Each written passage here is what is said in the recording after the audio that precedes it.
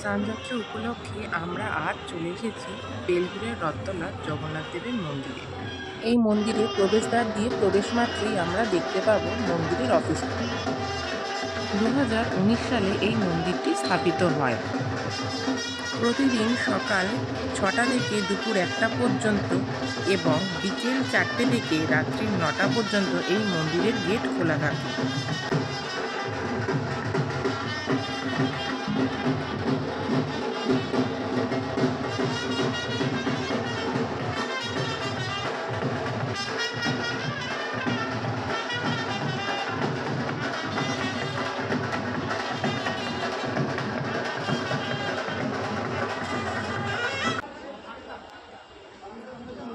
মহাপ্রভু জগন্নাথ দেবের পহণ্ডির কাজ প্রায় শুরু হতে চলেছে।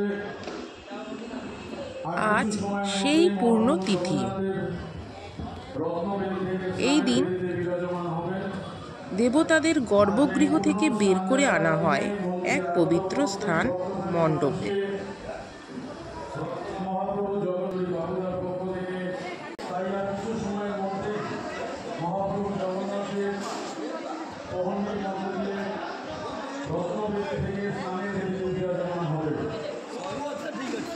মন্দিরে আগত প্রত্যেক ভক্তভূমি মানুষকে রথতলা মহাপ্রভু জগন্নাথের মন্দির আমাদের মন্দিরের সদস্য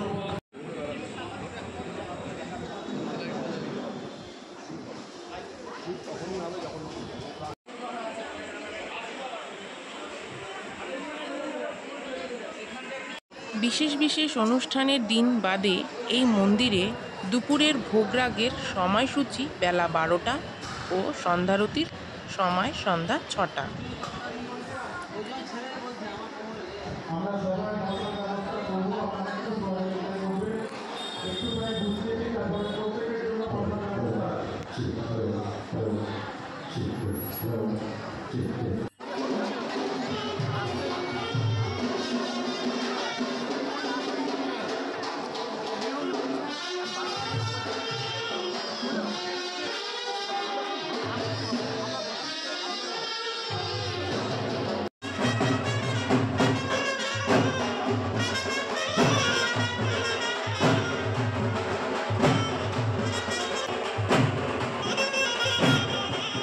এরপর একে একে দেবতাদের গর্ভগৃহ থেকে বের করে আনা হয় এই পবিত্র স্থান মণ্ডপে। আর সেই মণ্ডপ সেজে ওঠে জমকালো সাজসজ্জায়, যাকে পাহান্ডি বলা হয়।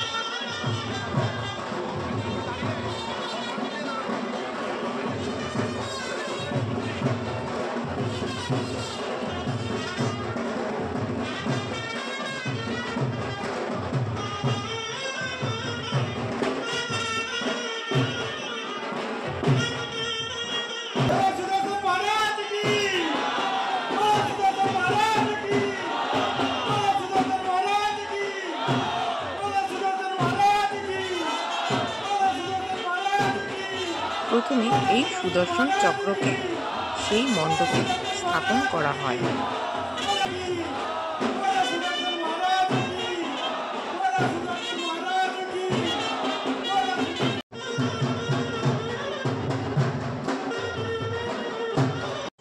যারা পহণ্ডি করছেন তাদেরকেও জয় বলভদ্র ভগবান কি, জয় বলভদ্র ভগবান কি, জয় বলভদ্র ভগবান কি, জয় বলভদ্র ভগবান কি, জয় বলভদ্র ভগবান কি, জয় বলভদ্র ভগবান কি।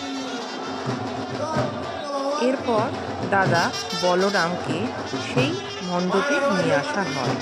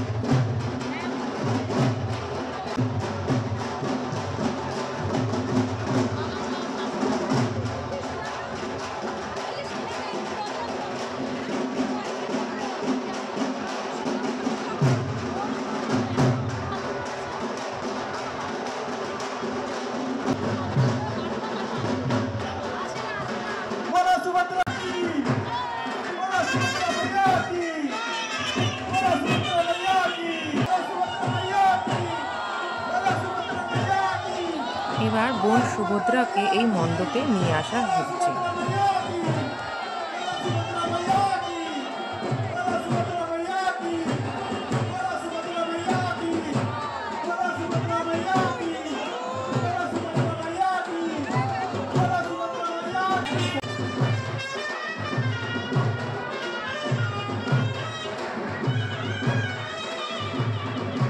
যে সমস্ত ভক্তরা দাঁড়িয়ে আছে তাদের কাছে অনুরোধ করছি আপনারা একটু বসে পড়ুন।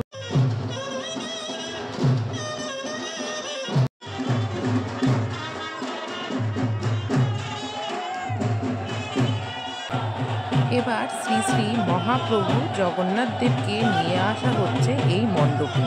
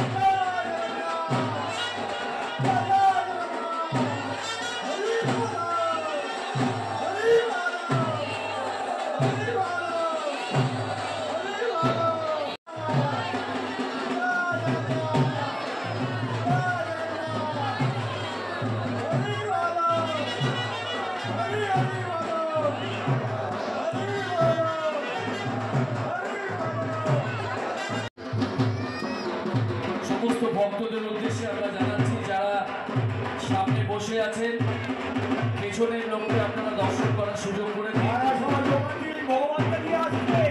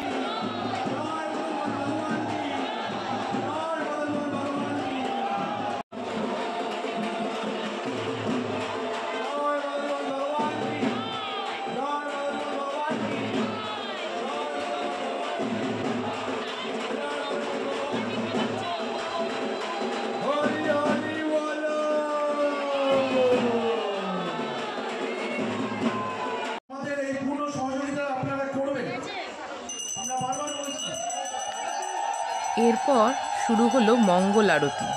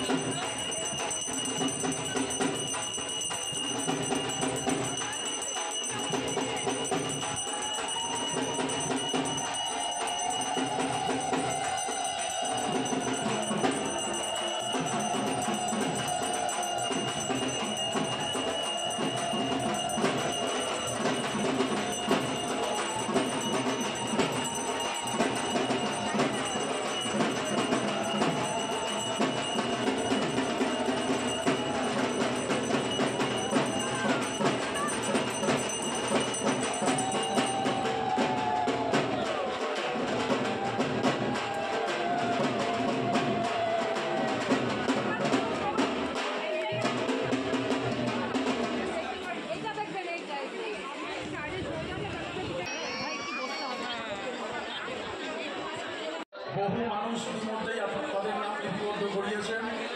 আমাদের রথ শুরু হওয়ার আগে একটা রথের প্রতিযোগিতা হবে। সেই রথে আমাদের বিচারক মণ্ডলী রায় যারা বিভিন্ন স্থান অধিকার করবেন তাদেরকে আমরা পুরস্কার তুলে দেবো। দুপুর 2টোর সময় আমরা তাদের হাতে জাজমেন্টের রায় দিয়ে দেবে বিচারক মণ্ডলীরা, এবং তারপরে আমাদের রথ চলা শুরু হবে। দুপুর 2টোর সময় আমাদের রথের প্রতিযোগিতা শুরু হবে। ইতিমধ্যেই বহু মানুষ আমাদের এখানে নাম নথিভুক্ত করিয়েছেন। আগামী 27 তারিখ, তাই এই মুহূর্তে যে সমস্ত ভক্ত সাধারণেরা আমাদের মন্দিরে উপস্থিত আছেন তাদের প্রত্যেককে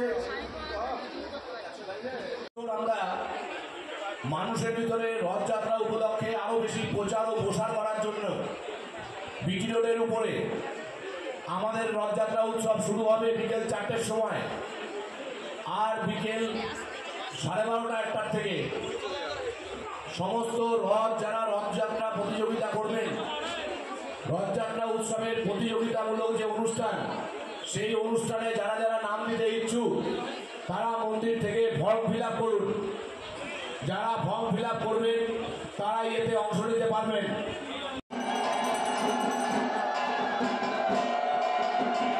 এবার পঞ্চামৃত দিয়ে প্রভু দর্পণকে স্নান করানো হচ্ছে।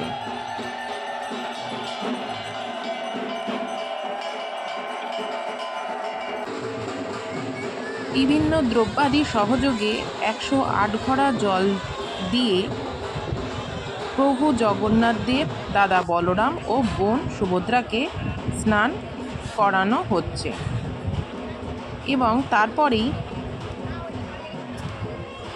প্রভু জগন্নাথ দেব ও বলরাম গজবেশে এবং দেবী সুভদ্রা পদ্মবেশে সেজে উঠবে।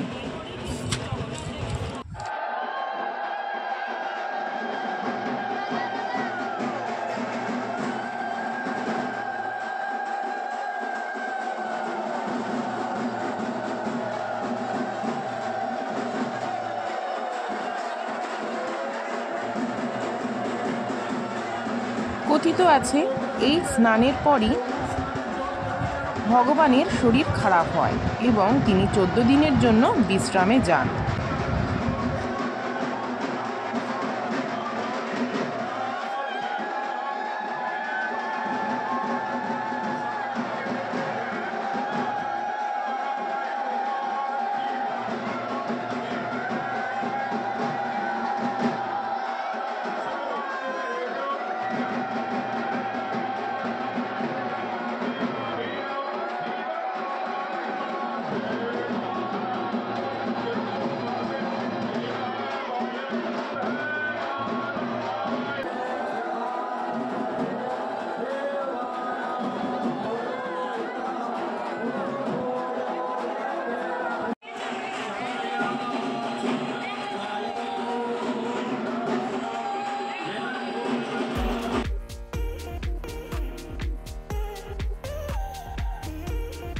ফাইনালি অপূর্ব রূপে সেজে ওঠে এই মন্দির প্রাঙ্গণ।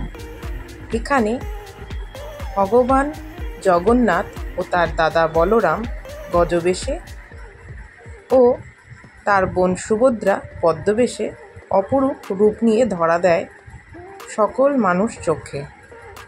এই সুন্দর স্নানযাত্রার দর্শনের মধ্যে দিয়েই আমি আজকে আমার ভিডিওটি শেষ করতে চলেছি। সবাই ভালো থাকবেন, সুস্থ থাকবেন। আবার দেখা হবে 27 তারিখ রথযাত্রা উপলক্ষে।